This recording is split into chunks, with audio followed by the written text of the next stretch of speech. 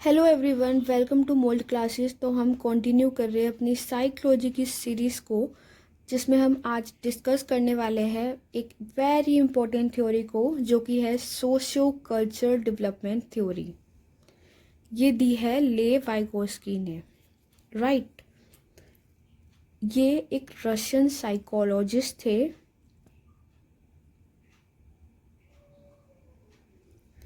जो कि बोर्न हुए थे 1896 में।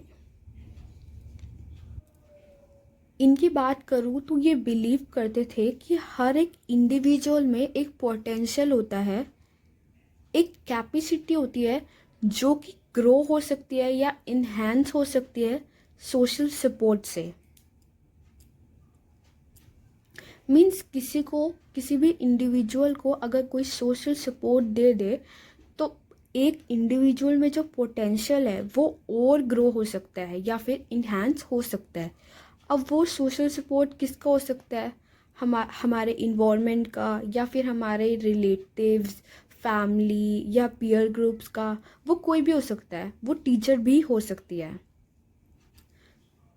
तो इसी कॉन्सेप्ट पर बेस्ड इनकी थ्योरी है, जो कि है सोशियो कल्चर डेवलपमेंट थ्योरी।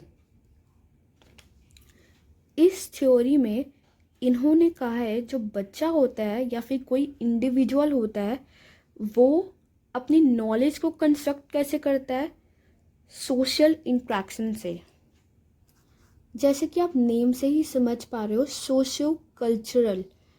तो इन्होंने इसमें सोशल मीन्स समाज, कल्चरल या हमारा कल्चर जो होता है संस्कृति, और एक और चीज़ लैंग्वेज। इन तीनों को बहुत ज़्यादा इम्पोर्टेंस दी है इन्होंने। इनफैक्ट इन्होंने लैंग्वेज को एज अ टूल बोला है। फॉर एग्जाम्पल, अगर मुझे किसी से कुछ सीखना है तो अगर मैं उसकी लैंग्वेज ही समझ नहीं पाऊंगी कि वो कहना क्या चाहता है तो मैं सीखूंगी कैसे? तो इसलिए इन्होंने कहा है कि जो हमारी भाषा है वो एज अ टूल की तरह यूज़ होती है नॉलेज को कंस्ट्रक्ट करने में। आई होप आपको इतनी चीज़ें समझ आ गई हो।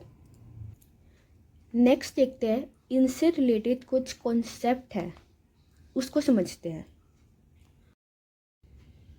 तो इन्होंने यहाँ 3 टर्म्स की बात करी है। First one is zone of proximal development, second one is scaffolding and third one is more knowledgeable other. First of all मैं आपको इन तीनों का मीनिंग समझा देती हूँ। देखो, जोन ऑफ प्रोक्सिमल डेवलपमेंट क्या होता है? एक जोन, राइट, या हम एरिया बोल सकते हैं।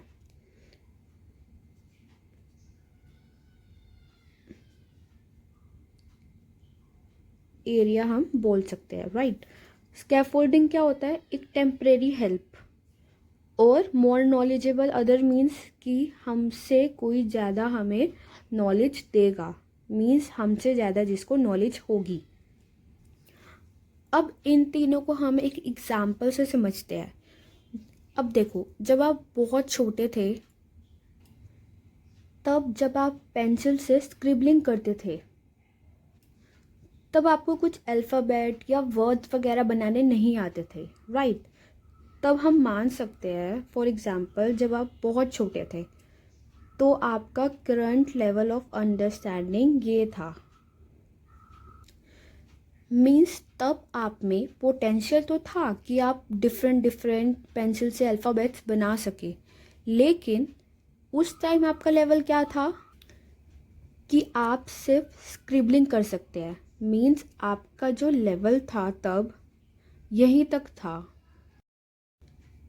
बट हुआ क्या कि आपकी मम्मा ने आपकी हेल्प कर दी थी ताकि आप सिर्फ स्क्रिबलिंग नहीं करो बल्कि अल्फ़ाबेट भी बनाओ।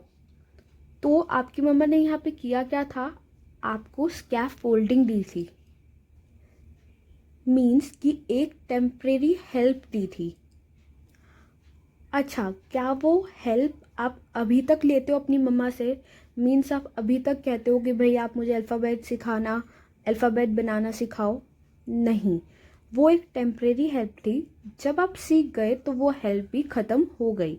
तो इसी चीज़ को हम स्कैफोल्डिंग बोलते हैं, जब आपको कोई टेम्परेरी हेल्प दे। अब वो कोई होता कौन है? More knowledgeable other. मीन्स उस टाइम पे आपकी जो मम्मा थी उनको ज़्यादा नॉलेज थी आपसे, तभी तो आपकी मम्मा सिखा पाई आपको, राइट। तो आई होप आप ZPD, स्कैफोल्डिंग और मोर नॉलेजेबल का कॉन्सेप्ट समझ गए होंगे। एक बार हम दोबारा डिस्कस करते हैं शॉर्ट में। देखो, ZPD क्या होता है? बेसिकली एक जोन होता है, मीन्स आपका पोटेंशियल लेवल। फॉर एग्जाम्पल, उस टाइम जब आप छोटे थे आपको सिर्फ स्क्रिबलिंग करना ही आता था, तो उस टाइम आपका करंट लेवल ऑफ अंडरस्टैंडिंग क्या था? सिर्फ यहाँ तक। लेकिन हाँ, आपका पोटेंशियल कितना था भाई, आप सीख कितना सकते थे? यहाँ तक। लेकिन आपको चाहिए क्या था? एक स्कैफोल्डिंग, एक टेम्परेरी हेल्प चाहिए थी, और जो आपको किससे मिली? मोर नॉलेजेबल अदर से। तो आई होप आपको ये चीज़ समझ आ गई हो। So that's it for today. मिलते हैं नेक्स्ट वीडियो में, जिसमें हम इसी थ्योरी से रिलेटेड कुछ और कॉन्सेप्ट को डिस्कस करेंगे। Thanks for watching.